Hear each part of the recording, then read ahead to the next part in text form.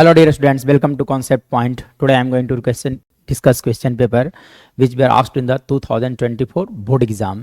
Question paper code 30/2/1. देखा जाए आज मैं डिस्कस करने जा रहा हूँ, जितने भी क्वेश्चंस मैं डिस्कस करूंगा वो 5 मार्क्स का होने वाला है।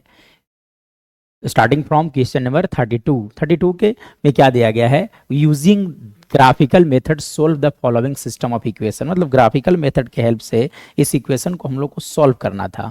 अब देखो तो ग्राफ के जो क्वेश्चंस होते हैं वो आपके लिए बोर्ड एग्जाम के लिए बहुत इंपॉर्टेंट है, क्योंकि ये क्वेश्चंस ग्राफ से आपका मिलना ही मिलना है क्वेश्चन पेपर में। ठीक है, तो दिया गया था इक्वेशन यहाँ पे लिखे हुए थे। पहला इक्वेशन लिखा हुआ है 3x plus y plus 4 equal to 0। So इसका ग्राफ कैसे बनाया जाएगा, तो उसके लिए क्या करो आप कि टेबल बनाना होता है। तो टेबल बनाने के लिए पहले आप x का वैल्यू यहाँ से कैलकुलेट कर लो। तो 3x plus 3x equal to आप लिख सकते हो माइनस बाई माइनस 4। मतलब यहाँ से लिखा जा सकता है x equal to minus y minus 4 divided by 3 आप लिख सकते हो। मतलब आप क्या करोगे, यहाँ से एक टेबल अब बनाओगे। ठीक है, इस टेबल में आपको क्या करना है कि वैल्यू रख देना x है और y है। अब y का कुछ ऐसा वैल्यू लेना है, क्योंकि हमने x को इन टर्म्स ऑफ y लिखा है, इसलिए y का कुछ ऐसा वैल्यू लेना है कि इंटीग्रल वैल्यू आ जाए। ठीक है, ताकि ग्राफ पेपर दिखाने में कोई परेशानी नहीं होना चाहिए। ठीक है, तो चलिए आप x का वैल्यू ऐसा ले लो आप। तो x का वैल्यू स्टार्टिंग फ्रॉम -1, क्या ले लो आप -1 जब रखोगे तो माइनस इंटू माइनस प्लस, यानी कि +1 -4 डिवाइडेड बाई 3, यानी कि -3/3, यानी कि आ गया आपका -1 होगा। और इन द सेम वे अब आप y का वैल्यू लो 2, तो 2 जब लोगे तो x का वैल्यू आ गया इस बार -2। अब देखो इसका ग्राफ बनाना होगा। उसके बाद देखा जाए इक्वेशन नंबर 2 के लिए भी ग्राफ है ना। पहले तो टेबल बना लिया जाए। तो 3x minus y plus 2 equal to क्या लिखा गया था, 0। मतलब आप लिख सकते हैं यहाँ से 3x equal two by minus 2, मतलब x इक्वल टू लिखे जा सकते हैं बाई -2 डिवाइडेड बाई 3। अब इसके बाद क्या करना होगा, आपको टेबल तैयार करना होता है। ठीक है, चलिए अब इस टेबल में आपको x और y का प्रॉपर वैल्यू रखना होता है। x यहाँ पर रख दो आप y।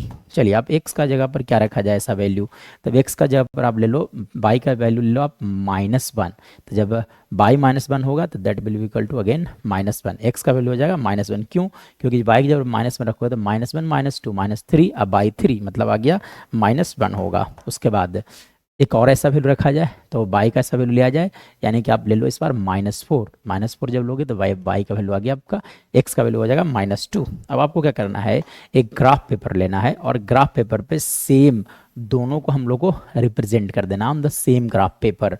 चलो अब इसके बाद देखा जाए, तब ये हो गया आपका ओरिजिन, और ये हो गया बाई, और ये हो गया आपका बाई डैश एक्स डैश, और ये हो गया आपका एक्स। इसके बाद देखा जाए है ना, तो हम लोग जानते हैं कि यहाँ पे लिखा जाएगा 1 2 3 and 4 in the same way. चलो आप इधर भी लिख दो, यहाँ हो गया -1 -2 -3 -4। चलिए इसके बाद देखा जाए है ना, इसके बाद बाई का वैल्यू 1 2 3 4। उसके बाद देखा जाए -1 -2 -3 -4। चलो अब क्या करना है कि x का वैल्यू कितना होना चाहिए, -1। x का वैल्यू -1 तो y भी होगा आपका -1। तो x नेगेटिव y नेगेटिव दोनों नेगेटिव हो गया आपका, यहाँ पर ही मिल जाएगा x -2 y +2, x -2 तो y +2, यानी कि यहाँ मिलेगा। अब इन दोनों पॉइंट्स को मिला करके एक ग्राफ बना देना है। तो इस तरह से एक ग्राफ बन गया है ना। तो ये पॉइंट ए लिख दो आप, ए का कोऑर्डिनेट हो गया आपका -2, 2, और इसका पॉइंट बी लिख सकते हैं आप, बी का कोऑर्डिनेट हो गया आपका -1, -1। चलिए तभी किसका ग्राफ बना, ग्राफ को लिख देना है इसके ऊपर।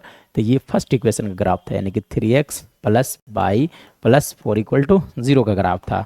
इन द सेम वे अब सेकंड इक्वेशन के बारे में बात किया जाए तो x -1 तो बाई -1, यानी कि पॉइंट्स हो गया आपका ये। ठीक है, उसके बाद x -2 तो बाई -4, यानी कि पॉइंट हो गया ये। अब इन दोनों पॉइंट्स को मिला करके ग्राफ इस तरह से, ऑरिजिन से एक्चुअली नहीं जाना चाहिए। ठीक है, तो आप इस तरह से ड्रॉ कर दो। ठीक है, चलिए अब ये हो गया। चलिए अब ये हो गया तो ये वाला पॉइंट लिख सकते हैं आप, सी का कोऑर्डिनेट क्या हो गया, लिखा सकता है माइनस। चलिए अब देखिए इसके बाद जहाँ पर दोनों ग्राफ इंटरसेक्ट करता है वही इसका सॉल्यूशन होता है। तो देखो आप बी पर इंटरसेक्ट कर रहा है, मतलब x equal to -1 and y equal to -1 इसका सॉल्यूशन होगा। So this is our right answer, है ना।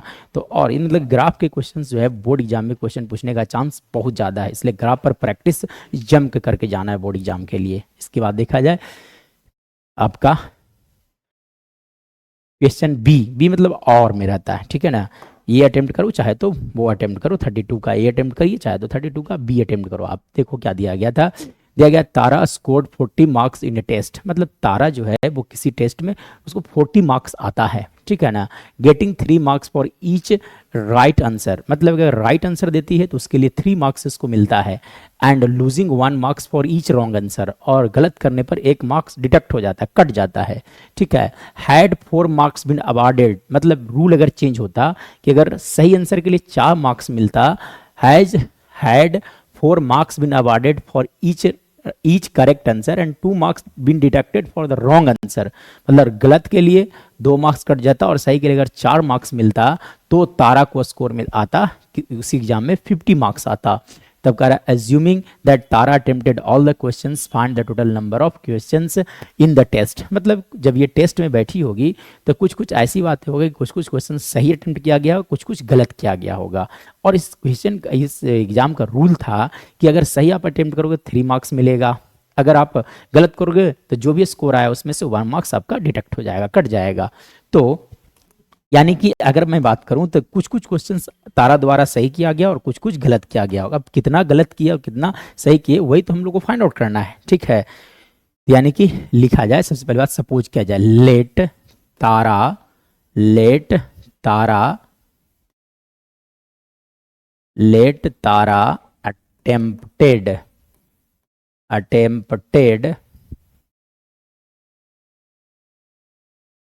अटेम्प्टेड एक्स राइट आंसर या तो correct answer, rate x correct answer and by wrong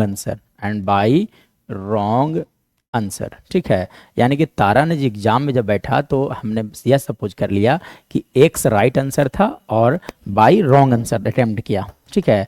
तो देखो अगर अगर मैं बात करूं कि एक्स क्वेश्चन इसने राइट अटेम्प्ट किया है, ठीक है, और एक क्वेश्चन के लिए से 3 मार्क्स मिलता है तो एक क्वेश्चन के लिए कितने, एक्स क्वेश्चन के लिए कितने मिलेंगे, 3x मिलेगा, यानी कि 3x, और 1 मार्क्स कट जाता है फॉर एवरी रॉन्ग आंसर, ठीक है।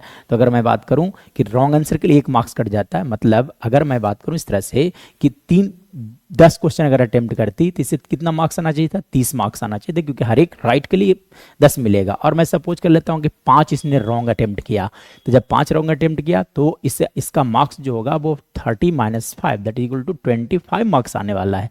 टोटल अटेम्प्ट कितना किया, 10 प्लस, यानी क्वेश्चन कितने थे, 15 क्वेश्चन थे, ठीक है। चलिए यानी कि माइनस बाई इक्वल टू आप लिख सकते हो कितने कितने आया था, 40 मार्क्स, इसलिए आप 40 लिख दो, इक्वेशन नंबर 1। उसके बाद देखा जाए इक्वेशन नंबर 2, इक्वेशन नंबर 2 में आप क्या करोगे कि सही के लिए यानी कि 4x लिखा जा सकता है, -2y इक्वल टू आप लिख सकते हो यहाँ से 80, चलिए सॉरी 50 है ना, कितने हैं 50 मार्क्स आता है, ठीक है। इसके बाद देखा जाए तब आप इक्वेशन को सोल्व करने के लिए क्या करोगे, इक्वेशन नंबर 2 हो गया, एलिमिनेशन लगाने के लिए 2 से और यहाँ से 1 से मल्टीप्लाई कर लो, मतलब आप लिख सकते हो 6x - 2y इक्वल टू 80 लिखा जा सकता है, और यहाँ से आप लिख सकते हो 4x - 2y इक्वल टू 50। चलिए अब इसके बाद साइन चेंज कर लो आप, तो माइनस प्लस और ये माइनस 6x यानी कि 2x इक्वल टू आप लिख सकते हैं यहाँ से 30, मतलब x का वैल्यू आ गया आपका 15, मतलब x राइट आंसर था, रॉन्ग कितने थे। अब इसके बारे में बात किया जाए, ठीक है। तो रॉन्ग के लिए क्या करोगे, तो लिखा जाए यहाँ से put x equal to 15 in equation number कौन सा 1, इक्वेशन नंबर 1 में x इक्वल टू 15 रखा जाए। चलो आप रखोगे तो क्या वैल्यू लिखा जा सकता है, यहाँ से लिखा जा सकता है 3 × 15 माइनस 3 × 15 माइनस 22 इक्वल टू आप लिख सकते हो 40, मतलब -22 इक्वल टू 40 माइनस 45, मतलब -22 इक्वल टू -5, मतलब बाई का वैल्यू आ गया 5। मतलब अटेम्प्ट अगर मैं बात करूं तो 15 क्वेश्चन राइट थे और 5 क्वेश्चन ऐसा था जो रॉन्ग अटेम्प्ट कर लिया, मतलब टोटल क्वेश्चन कितने थे, तो दोनों को आप ऐड कर लो, ठीक है। तो क्या बोला गया था कि find the total number of questions, यानी कि टोटल नंबर ऑफ क्वेश्चंस कितना होगा, x + y, यानी कि total number of questions that is equal to how much, है ना। आप लिख सकते हो x + y के इक्वल होगा, मतलब जितना रॉन्ग है जितना राइट है दोनों को ऐड कर लिया जाएगा। राइट कितने थे 15, यानी कि 15 प्लस आप कर लो 5, यानी कि total number of questions were in the exam were 20 only, ठीक है। उसके बाद देखा जाए अब देखो क्या बोला गया है कि 33 का ए मतलब एक ज्योमेट्री से अगर मैं बात करूँ 5 मार्क्स के बारे में, तो एक ज्योमेट्री से प्रूविंग वाला क्वेश्चंस रहना ही रहना है, ठीक है। तो देखिए क्या बोला गया है, जैसे आप देख सकते हैं कि थेल्स थ्योरम का स्टेटमेंट लिखा गया है, इसे प्रूव करना है, ठीक है। तो देखो क्या दिया हुआ है, if a line is drawn parallel to one side of a triangle to intersect the other two side in distinct point, मतलब एक ट्रायंगल के किसी भी एक साइड के पैरेलल यदि एक ऐसा लाइन बनाया जाए कि दो डिस्टिंक्ट पॉइंट पे इंटरसेक्ट करता है, जैसे आप देख सकते हैं, आप एबीसी एक ट्रायंगल है, ठीक है। और इस ट्रायंगल के बारे में बात किया, if a line is drawn parallel to one side of a triangle, और इस ट्रायंगल किसी भी एक साइड के पैरेलल यदि लाइन ड्रॉ किया जाए, मतलब मैं सपोज कर लेता हूं कि यहाँ पे मैं लिख देता हूँ एम और यहाँ लिख देता हूँ एन। एम एन एक ऐसा लाइन है which is parallel to B C, ठीक है। If a line is drawn parallel to one side of a triangle to intersect the other two side in distinct point, मतलब दोनों अलग अलग points पे इंटरसेक्ट करता है, then prove that the other two sides are divided in the same ratio, मतलब कि other two side, the B C तो पैरेलल लाइन है, एम एन का पैरेलल है, अदर टू साइड मतलब ए बी और ए सी जो है वो सेम रेशियो में डिवाइड हो जाता है। मतलब अगर मैं बात करूँ प्रूफ क्या करना है, am by B M equal to an by C N, मतलब बेसिक प्रोपोर्शनलिटी थ्योरम यानी कि थेल्स थ्योरम। चलिए इसे कैसे प्रूफ किया जाएगा, तो देखो प्रूफ करने के लिए आप क्या करो कि सबसे पहली बात तो लिखा जाता है गिवन, क्या लिखोगे आप, गिवन। तो गिवन में मैं अगर बात करूं तो एक ट्रायंगल एबीसी है, triangle ABC in which M N parallel BC, M N parallel BC. चलिए इसके बाद देखा जाए टू प्रूव, क्या प्रूव करना है आपको, तो टू प्रूव, ठीक है। तो क्या प्रूव करना है, रेशियो सेम हो जाता है, मतलब A M by B M का जो रेशियो होगा that will be equal to A N by C N लिखा जाएगा, ठीक है। चलिए अब इसके बाद देखा जाए कंस्ट्रक्शन। इस स्टेप में सबसे इंपॉर्टेंट स्टेप होगा आपका, इस क्वेश्चन की अगर बात किया जाएगा तो सबसे इंपॉर्टेंट स्टेप है कंस्ट्रक्शन। कंस्ट्रक्शन में क्या किया जाएगा, तो देखो आप क्या करो कि एम से इस लाइन के ऊपर परपेंडिकुलर ड्रॉप कर दो, एन से एम के ऊपर परपेंडिकुलर ड्रॉप किया जाए, साथ साथ आप क्या करो कि एम से बी से एन को ज्वाइन कर लो और एम से सी को ज्वाइन कर लिया जाए, ठीक है। यानी कि मैं बात करूं तो यहाँ से लिखा जा सकता है, चलो आप यहाँ से नाम लिख दो ए बी सी, यहाँ डी लिख सकते हो आप, यार यहाँ लिखा जा सकता है ई, ठीक है। तो मैं क्या किया कि N D perpendicular A M and also ME perpendicular AN and P are drawn also, and join BN and CM are joined। चलिए इतना हमने कर दिया। इसके बाद देखा जाए, इसके बाद देखो प्रूफ में आ जाओ। प्रूफ में वो सारे स्टेप्स लिखा जाएगा जिससे कि हम लोग को जो प्रूफ करना वहाँ पे पहुँचा जा सकता है। चलिए तो देखिए प्रूफ में कैसे आप करोगे, तो देखो मैं क्या करता हूँ कि देखो एक बेसिक से अगर बात किया जाए, किसी भी ट्रायंगल का अगर एरिया फाइंड आउट करना होगा तो कैसे फाइंड आउट किया जाता है, ए बी से अगर बात किया जाए ट्रायंगल का एरिया निकालना है तो 1/2 इंटू बेस। बेस मतलब क्या होता है, जिस साइड पर परपेंडिकुलर होता है, this is base and this is height. ये हो गया आपका बेस, जिस साइड पर परपेंडिकुलर लाइन आएगा फ्रॉम अपोजिट वर्टेक्स उसे बोला जाएगा बेस, और ये परपेंडिकुलर लाइन को बोलते हैं हम लोग हाइट, ठीक है। तो ये बात है ना, बैठा लो अच्छे से दिमाग में। तब आपको क्या करना है कि आप क्या करो कि area of triangle M N, ठीक है, नहीं कि A M N divided by, आप कर लो सपोज दोनों को एरिया को डिवाइड कर दिया, divided by B M N, मतलब बी एम एन। याद करने के लिए area of triangle AMN divided by area of triangle BMN, ठीक है। यानी कि देखिए एरिया कैसे फाइंड आउट किया जाता है, 1/2 इंटू बेस। बेस अगर ए एम एन की बात किया जाएगा तो बेस देखो ए एम एन की बात किया जाएगा तो बेस हो गया आपका ए एम, तो आप लिख दो यहाँ से ए एम इंटू हाइट, तो हाइट हो गया आपका D N divided by 1/2 into base. Base देखो बी एम एन। तो देखो अगर मैं बात करूँ ना ऑब्ट्यूज एंगल ट्रायंगल, अब ऑब्ट्यूज एंगल ट्रायंगल का हाइट जो होता है वो ट्रायंगल के बाहर होता है, ठीक है। तो ये हो गया आपका हाइट और ये हो गया आपका बेस। देखो आप बी एम एन ट्रायंगल जो है एक ऑब्ट्यूज एंगल ट्रायंगल है। ऐसा इसलिए क्योंकि ये जो एंगल आप देख रहे हैं 90 डिग्री से बड़ा है, इसलिए आप इसे बढ़ा सकते हो, तो इसका हाइट जो होगा वो ट्रायंगल से बाहर होगा, मतलब DN हो गया। तो 1/2 इंटू आपका बेस हो गया इसके लिए BM इंटू आपका हाइट हो गया आपका DN से DN गया 1/2 से 1/2 गया, यानी कि आप लिख सकते हैं यहाँ से AM/BM लिखा जा सकता है। This is condition number 1। Similarly आप क्या करो, area of triangle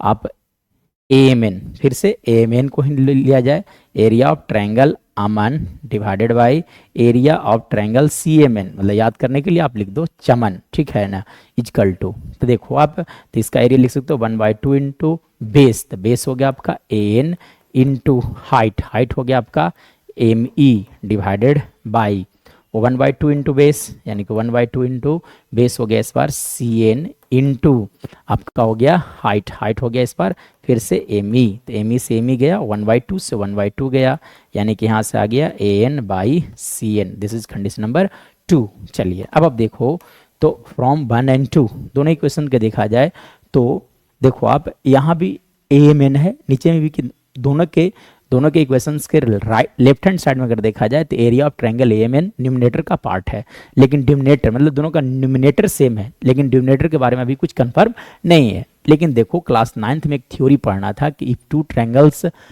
are drawn on the same base and between the same parallel line then they are equal in area। मतलब देखो आप, ये दोनों सेम बेस पर है और सेम पैरेलल लाइन के बीच में अगर दो ट्रायंगल बनता है, दोनों का एरिया सेम होता है, ठीक है। यानी कि आप यहाँ से कहा जा सकता है कि एरिया ऑफ ट्रायंगल BMN और एरिया ऑफ ट्रायंगल CMN दोनों इक्वल होगा।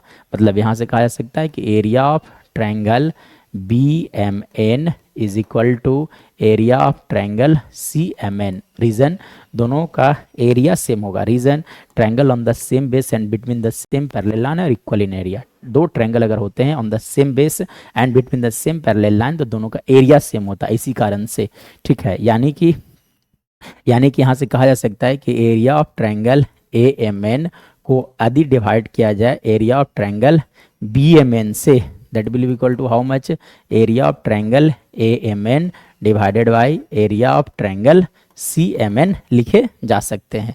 मतलब दोनों का एरिया क्या होगा, सेम होगा। तब आप क्या करो यहाँ से कि अब देखो एरिया ऑफ ट्रायंगल AMN, तो इसका रेशियो जो है वो AM/BM, तो AM/BM का जो रेशियो लिखा जा सकता है that is equal to AN/CN, और यही तो हम लोग को प्रूव करना था, हेंस वी हैव प्रूव्ड। इसके बाद देखा जाए कि 34 नंबर में, from the top of a 45 metre high light house the angle of depression of two ships on the opposite side of it are observe to be 30 degree and 60 degree. मतलब अगर मैं बात करूं तो कुछ ऐसा मेंशन कर रहा है, from the top of a 45 metre high light house, मतलब एक लाइट हाउस है जो कि 45 मीटर हाई है। This light house is 45 metre high, मतलब एक लाइट हाउस है जो 45 मीटर हाई है। The angle of depression of two ships are on the opposite side of it observe to be 30 degree and 60 degree. मतलब कि इस light house के opposite side, दोनों तरफ से अपोजिट साइड में दो शिप्स है, एक शिप इधर से होगा, दूसरा शिप इधर से है, ठीक है ना। आप सपोज कर लो कि 30 डिग्री और 60 डिग्री पर आप सपोज कर लो कि ये जो एंगल दिख रहा है this is equal to 30 degree, और ये जो एंगल ऑफ डिप्रेशन एक्चुअली में, डिप्रेशन जब भी बनता है तो यहाँ से बनता है, ठीक है ना। चलो अब डिप्रेशन दिया गया है तो एक्चुअली में यहाँ होना चाहिए 30 डिग्री, और ये जो दिया गया angle that is equal to 60 degree. Actually में क्या लिखा गया था आपका 60 डिग्री लिखा गया है, ठीक है। यानी कि ये एंगल जो हो गया वो 60 डिग्री है, अल्टरनेट एंगल से ये भी कितना हो गया 60 डिग्री हो गया, और इस लाइट हाउस का हाइट दिया गया था 45 मीटर। चलो आप देखो, from the top of a 45 metre high light house the angle of depression of two ship on the opposite side of it are observe to be 30 degree and 60 degree if the line joining the ships pass through the foot of the light house. मतलब light house के foot से ही पास कर रहा है, already मैं figure में बना दिया हूँ। तो find the distance between the to ships, मतलब दोनों के बीच का डिस्टेंस क्या होगा, तो आप नेमिंग कर लो ABC और ये D हो गया है ना। AC जो आप देख रहे हैं वो टावर है, AC is the tower, and B और D मतलब B से D के बीच का डिस्टेंस फाइंड आउट करना, मतलब BD का लेंथ बताना है, ठीक है। तब चलो आप देखो, तो आ जाओ, सबसे पहली बात किया जाए तो in triangle ABC in triangle आप लिख दो ABC in triangle ABC tan 30 degree equal to लिखा जा सकता है tan थीटा इक्वल टू होता है P/B, मतलब आप लिख सकते हो AC अपॉन B कहने का मतलब कौन सा हो गया आपका BC हो गया। चलिए tan 30 डिग्री का वैल्यू होता है 1/√3 इक्वल टू AC, तो AC हो गया आपका 45 डिवाइडेड बाय आप लिख सकते हैं यहाँ से BC, यानी कि यहाँ से कहा जा सकता है कि BC का जो वैल्यू होगा that will be equal to 45√3 metre. तो BC का वैल्यू आ गया 45√3 मीटर हो गया। चलिए अब इसके बाद देखो आप, तो इन ट्रायंगल ACD, ठीक है ना, तो आप लिखो इन ट्रायंगल ACD, तो ACD ट्रायंगल में भी सेम वर्क किया जाए तो आप लिख सकते हैं यहाँ से tan 60 डिग्री इक्वल टू लिखे जा सकते हैं, आप लिख सकते हो यहाँ से AC अपॉन लिखा जा सकता है आपका CD, AC upon CD। tan 60 degree का वैल्यू कितना दिया गया है √3, यानी कि √3 इक्वल टू AC फिर से हो गया आपका 45 डिवाइडेड बाय CD फिर से नहीं मालूम है तो CD को CD आप रहने दो, मतलब यहाँ से लिखा जा सकता है कि CD का जो वैल्यू होगा that will be equal to CD √3, actually में क्रॉस मल्टीप्लाई करोगे आप तो लिखा जा सकता है CD इंटू √3 इक्वल टू 45, मतलब आप लिख सकते हैं यहाँ से CD इक्वल टू 45/√3, चलो आप √3 से मल्टीप्लाई और डिवाइड कर लो, मतलब यहाँ से लिखा जा सकता है 45√3/3, यहाँ से वैल्यू आ गया आपका 15, यानी कि CD का जो वैल्यू होगा that will equal to 15√3 metre हो गया।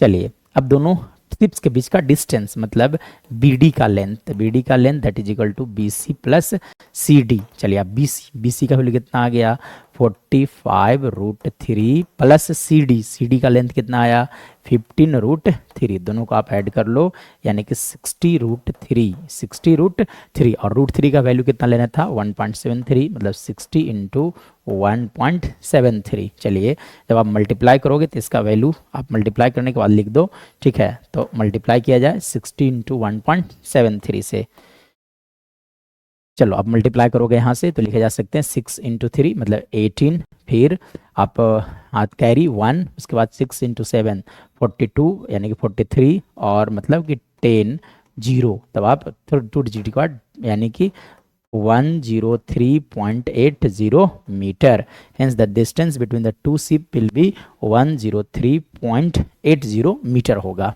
उसके बाद देखा जाए, इसके बाद देखो 35 नंबर में क्या दिया गया था, मतलब कि 32 से 35 मतलब चार क्वेश्चन जो होते हैं वो 5 मार्क्स का ही होता है आपके बोर्ड एग्जाम में। तो देखा जाए तो क्या बोलेगा, the perimeter of a certain sector of a circle of radius 5.6 centimetre, मतलब कि एक सेक्टर है, सेक्टर हम लोग जानते हैं कि सेक्टर ऑफ ए सर्कल जो होता है वो कुछ इस तरह से होता है, ठीक है। चलिए तो क्या बोला गया, the perimeter of the certain sector, तो पेरीमीटर दिया गया है ऑफ रेडियस 5.6, यानी कि इस रेडियस जो आप देख रहे हैं वो 5.6 मीटर है, इज 20 मीटर, ठीक है ना। इसका जो पेरीमीटर दिया गया that is equal to 20 metre, तो find the area of the sector, तो पूछा गया कि एरिया ऑफ द सेक्टर क्या होगा। तो देखो एरिया ऑफ सेक्टर का फॉर्मूला होता है πr² थीटा बाई 360 डिग्री, मतलब थीटा, एंगल नहीं दिया गया। सबसे पहले बात हम लोग क्या करना पड़ेगा, एंगल फाइंड आउट करना पड़ेगा।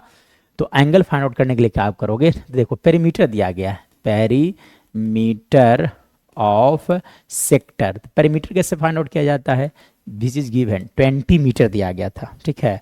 और पेरीमीटर में लगा होता है बाउंड्री का मेजरमेंट, यानी कि रेडियस अगर r है तो ये जो होगा वो लेंथ ऑफ आर्क इक्वल होगा, यानी कि आप लिख सकते हैं यहाँ से लिखा जा सकता है 5.6 plus πr theta by 180 degree, length of arc plus 5.6 equal to आप लिख सकते हो यहाँ से 20। चलिए आप एक काम करो कि 5.6 को ऐड कर लो, तो 5.6 प्लस 5.6 इसका वैल्यू 2 और यहाँ से लिख सकते हो आप 11.2, यानी कि 11.2 आ गया, मतलब आप लिख सकते हैं यहाँ से πr theta by 180 degree equal to लिखा जा सकता है 20 माइनस 11.2, मतलब मैं अगर बात करूँ तो 20 में से आप 11.2 सब्ट्रैक्ट कर लो तो इसका वैल्यू क्या लिखा जा सकता है 8, और यहाँ से आप लिख सकते हो 19 मतलब कि 8.8, मतलब यहाँ से लिखा जा सकता है pi R theta by 180 degree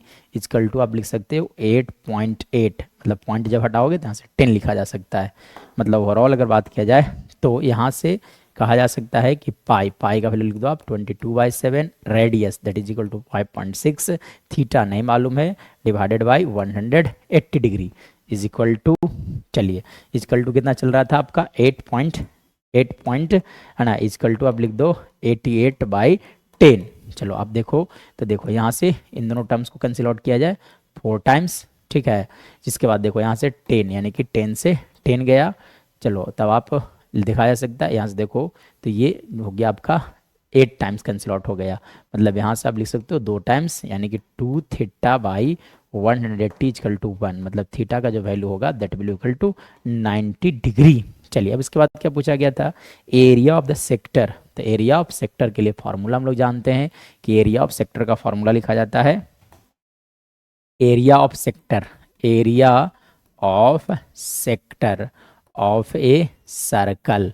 area of sector of a circle that is equal to pi r square theta by लिखा जाता है 360 डिग्री, मतलब पाई हो गया 22/7, आर कितना था आपका, आर दिया गया था 5.6, तो 5.6 का होल स्क्वायर, थीटा हो गया 90, अब बाई लिख सकते हो आप यहाँ से 90/360 degree, pi r square theta by 360 degree. देखो आप यहाँ से 4 टाइम्स कैंसिल आउट हो गया। चलिए अब इसके बाद लिखा जा सकता है 22/7 इंटू 5.6 इंटू 5.6 इंटू लिखे जा सकते हैं 1/4। चलो तो आप देखो यहाँ से 8 टाइम्स यानी कि 0.8 और यहाँ से आप काट दोगे तो 1.4 आ गया। मतलब अब आप दोनों को मल्टीप्लाई कर लो, ठीक है। तो मल्टीप्लाई करोगे तो आपका लिखा जा सकता है 22 इंटू 8, 22 इंटू 8 0.8 एक्चुअली में, तो इसका वैल्यू आ गया 17.6, ठीक है। तो यानी कि 17.6 इंटू आप कर लो 1.4। चलो तो यहाँ से लिख सकते हो आप 6 into 4 that is equal to 24, ठीक है। और यहाँ से लिखे जा सकते हैं 7, उसके बाद देखो 1 से तो 176, मतलब ओवरऑल लिखा जा सकता है 642, मतलब कि 24.64 मतलब कि 24.64 metre square. So this is our right answer. तो ये था आपका सारे के सारे सब्जेक्टिव क्वेश्चन जितने भी 5 मार्क्स के आते हैं उसका एक्सप्लेनेशन था। That's all for today, we will meet in the next video.